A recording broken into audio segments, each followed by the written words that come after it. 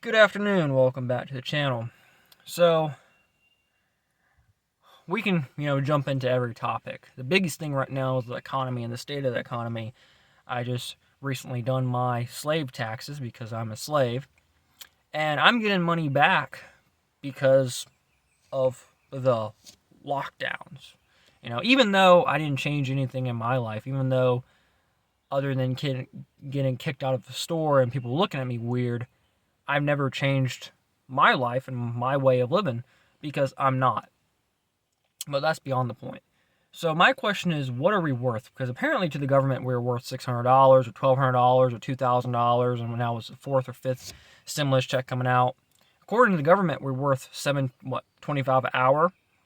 It's a point system almost. They increased it to $15 an hour. Everyone's up in arms with that. Woohoo! That's awesome. Yes, we want that. $15 an hour is 15 points an hour. It's a slave system, honestly. Let the free market decide what to do. If you believe you're worth $20 an hour, find a job that pays $20 an hour. You have businesses now that's paying $50 if you go there for a fast food business. Where's all the high school kids at? You know where they are at? Their moms and dads probably locked them in because of this, media frenzy that's going on over this thing that we can't even say. These lockdowns. Some kids probably didn't even graduate because of these things. I mean, it's ridiculous. You have businesses. Everywhere you go, you have huge signs. We are hiring, we are hiring, we are hiring. And what's changed? Well, the government. The government controls us more. The government gives you free money now. Now, South Carolina just recently, last week, took down the healthcare. Took the unemployment down, which is great, which is good. So there should be more people in the working force now. Should help the economy now. But some people are going to milk the system no matter what, because there's always a way around the system. Because unfortunately, we have this thing called food stamps, government housing, EBT, all that bullshit, especially down here in the South. And people milk the system any way they can. Did I ask for the money that I'm going to get back? No. They just give it to you. It's literally, they're giving you money that you didn't ask for. They have a reason for that. It's not just giving you, we're just going to give you free money because it's nice. The money's ours to begin with. The money's the taxpayers to begin with. The money's the corporations they tax the piss out of for years. That's their money. It's not my money. But you don't have a choice. You have to take it. You can't deny it. They will put it in your bank account. They will give you a check. They will force feed it down your throat if they have to. So the question is, what are we worth? When the bank goes down and the stock market crashes, what are we worth? Well, what we are worth is the skills we have. That's what we're worth, and that is like the free market. If we don't have money, if we don't have government telling us what we're worth, because right now the economy's up here because the government says so. When it crashes, when the government slips their tongue, it's going to crash. Now, I don't know how much. If it crashed full force, we'd be in a depression 10 times worse than we was in the 30s. And no war will help us. And you don't think China's watching us? Russia? You don't think them two are watching us?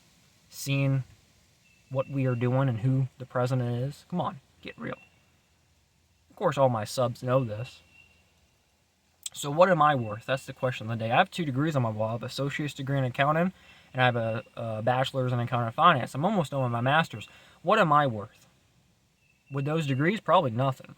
In today's society, today's society, I should be worth a lot. But if the economy crashes and the banks close down and there's no money in my bank account, what am I worth? My worth is my skills. What's my skills?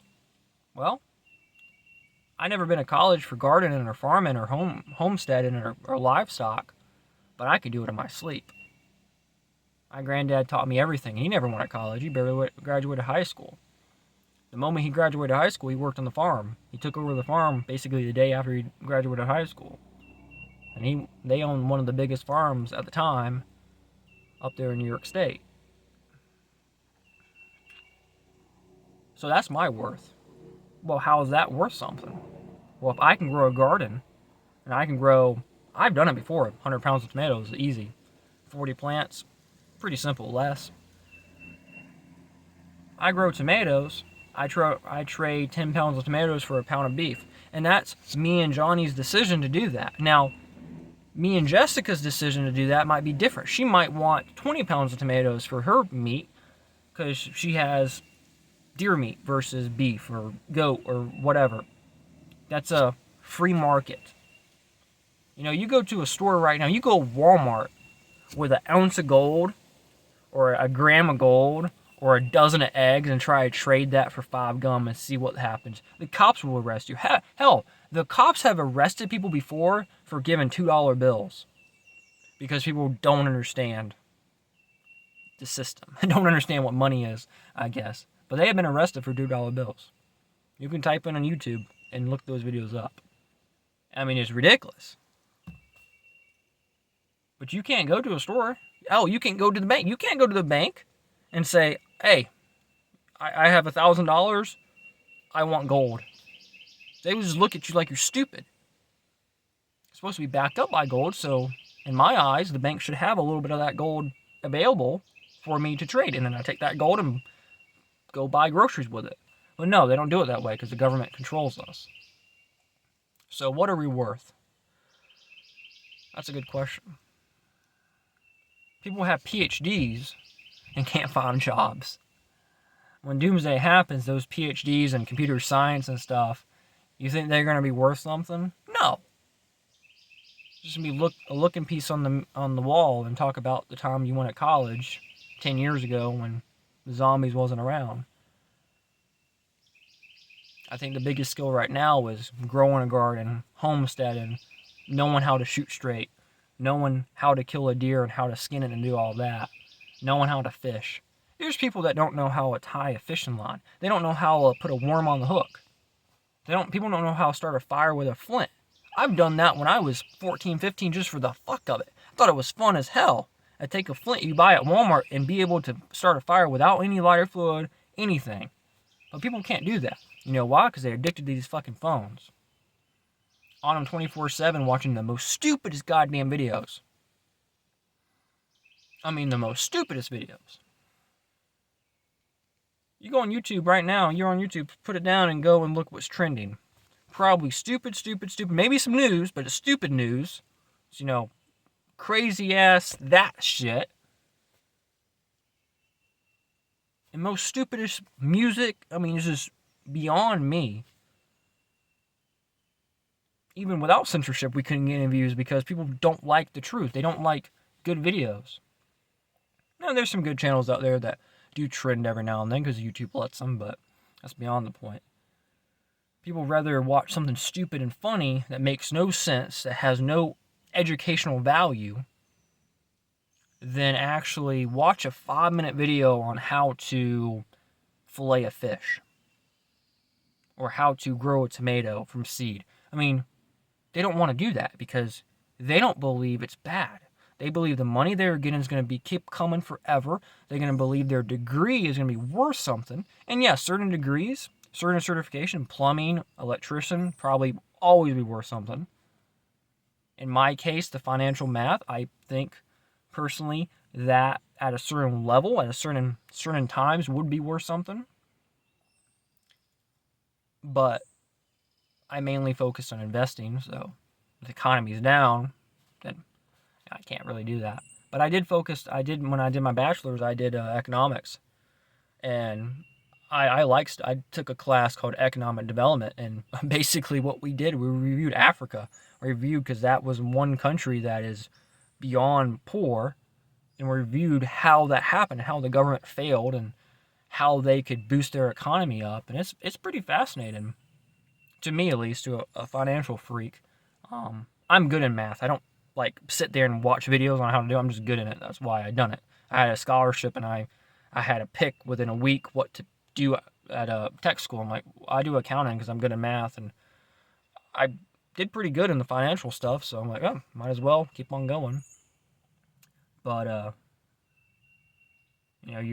the skills you have makes you worth something. So the chickens doing that, the skill how to shoot straight, and hell, people don't know how to clean a gun. People don't know how to shoot a gun, let alone how to defend yourself.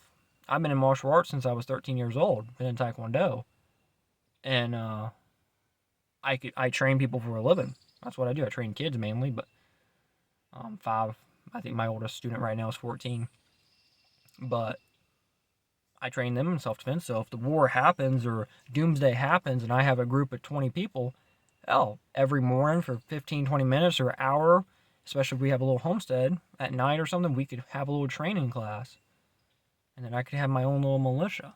That's what I need to start doing. I need to start finding some like-minded people around here and start doing that. Just come here to the gun range and start shooting. If we find ammo, we have some. Start training. That's what I need to start doing. Get back to you on that, but can't say militia anymore because you say that, the Blackhawks would be down watching you. And hell, I know the NSA. NG asked me today what list I'm on. I said, I don't know specifically the names of the list, but the more you talk on your phone, the more you talk to your best friend, your mother, your father, your brother, with your phone in your pocket, they are listening. I mean, swear to fucking God, you could have your phone in your pocket talking about fixing your engine in your vehicle, and you go on Instagram or YouTube and you will see ads for that specific thing you're talking about. I've talked about shit and it's popped up. Most recently, I was talking with my brother about certifications because he's getting his weld certification. And literally an hour later, I went on YouTube and there was Etsy and eBay ads for print your own certifications out. You can't tell me they don't listen to your conversations. That's scary that you have your stuff in your bedroom, and when you're supposed to be in a private conversation, on the phone with someone, they know everything. But the more you research, the more you watch videos that are supposed to be censored or banned, the more you look up the truth, your IP address keeps coming up, your name keeps coming up, your account keeps coming up. They put that in I'm like, man, that person's really hitting hard the truth this week. We need to put his name at the top of the list. Censor him. I know some weeks I get censored a lot. And then some weeks they let me off a little bit. I know I had some comments the other day go missing from the comment section. I can't do nothing about that. And that's probably YouTube, but I want to know if the NSA is calling too. Or the NSA probably has the ability to pull a comment. Or pull a video. I don't trust any of them. But I think the biggest thing right now is go to the gym. Shoot. Train a little bit if you can. And try to live life as normal as possible. That's what people have to do. Until it goes crazy. Which could be tomorrow, it could be a month from now. It could never happen. Hopefully we're wrong, but my granddad, one thing he's always stated is, he said it before he died, but that didn't happen. He said, probably in my lifetime, I wouldn't need a degree, I would need to know how to farm. What's going on right now, I definitely agree with him on that. He didn't see it, he didn't agree with me, because we disagreed politically on a few things. He couldn't understand the point of having an AR-15. He had no clue what it was. He didn't want to understand it because he never shot a semi-automatic. He refused to because he didn't understand it. And then political-wise, he always voted Democrat. That's what he's going to do. He's never going to change. He never would. He never would listen about any of the lockdowns and why they was bad. And he didn't care. He was stuck in his ways. But I agreed with him on the farming thing. Anyway, 14 minutes. You guys have a great day. I will see you guys later.